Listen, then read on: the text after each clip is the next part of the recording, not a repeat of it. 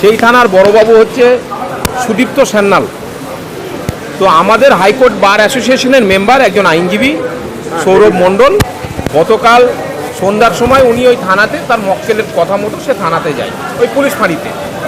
সেখানে গিয়ে তার ক্লায়েন্টের হয়ে কথা বলে এবং ক্লায়েন্টের কাজ করে বেরিয়ে আসে। আউটপোস্ট থেকে বার হওয়ার সময় একটা কনস্টেবল দাঁড়িয়ে, কনস্টেবলের সঙ্গে আমাদের বার অ্যাসোসিয়েশন যে মেম্বার যে সৌরভ মণ্ডল ওনার সঙ্গে কথা বলে, একটা হাসাহাসি কথা বলে, অন্য ওদের নিজস্ব কোনো পূর্ব পরিচিত।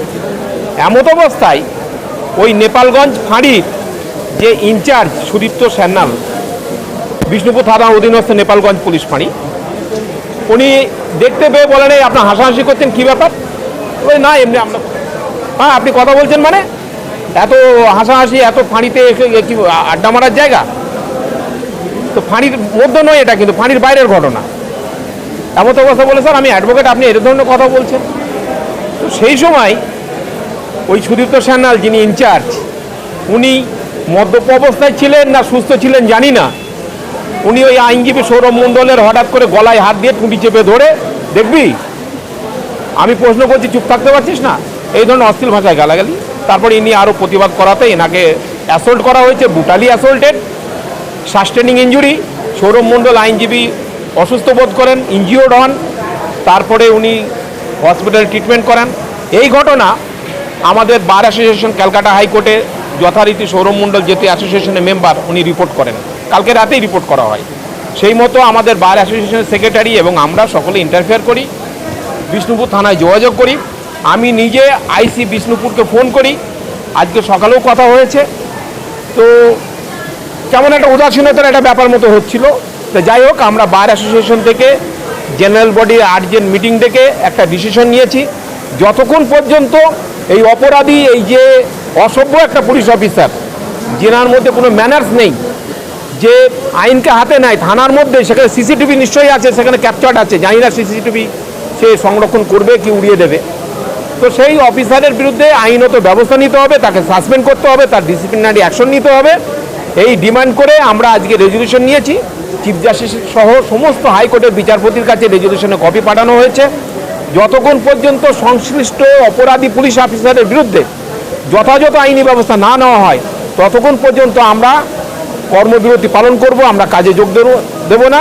আমরা সেই মর্মে মাননীয় প্রধান বিচারপতির কাছে আমাদের বার অ্যাসোসিয়েশনের তরফ থেকে লেটার দেওয়া হয়েছে। তো একটু আগে আমার আইসি বিষ্ণুপুরের সঙ্গে কথা হচ্ছিল ওভার ফোনে।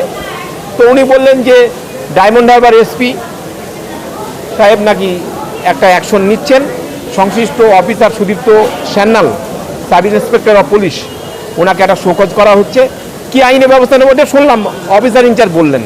তো এই ধরনের একটা নির্মম একটা ঘটনা, এ কি চলছে ওখানে? আমাদের ডোলাহাটে আবু সিদ্দিকে মোল্লা, সে একটা নিরীহ একটা ব্যক্তি, তাকে উঠিয়ে নিয়ে গিয়ে পুলিশ থানায় বসে তার উপর অত্যাচার করে তার পানটাই কেড়ে নিল। সেখানেও এক পুলিশ অফিসার সেই অন্যায় অপরাধের সঙ্গে যুক্ত, তাকে খুন করে দিল।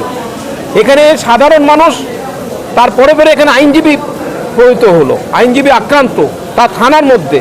এ একটা কেমনই একটা মানে এলোমেলো একটা ব্যাপার, আইন শৃঙ্খলার যেন একটা অবনতি। যাদের হাতে আইন শৃঙ্খলা রক্ষার দায়িত্ব, তারাই উদ্দেশ্য প্রণোদিতভাবে হোক, যে কোনো উদ্দেশ্য নিয়ে হোক, তারা আজকে আইনকে হাতে নিচ্ছে থানার মধ্যেই।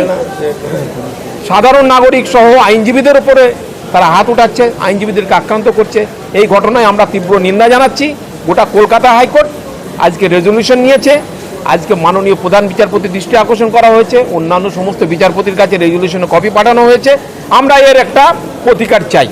আবু সিদ্দিকের আজকের যে মামলাটা ছিল সে সরে আবার বৃহস্পতিবার, এটা তো আজকে এই ঘটনার পরিপ্রেক্ষিতে একটা রেজলিউশন একটা হয়েছে যে এই সুদীপ্ত সান্যাল বিষ্ণুপুর থানার যে অধীনস্থ যে ফাঁড়ির বড়বাবু, তার বিরুদ্ধে যতক্ষণ না যথাযথ আইনি ব্যবস্থা না নেওয়া হবে, ততক্ষণ আইনজীবীরা কর্মবিরতির করবে বলে একটা রেজলিউশন নিয়েছে।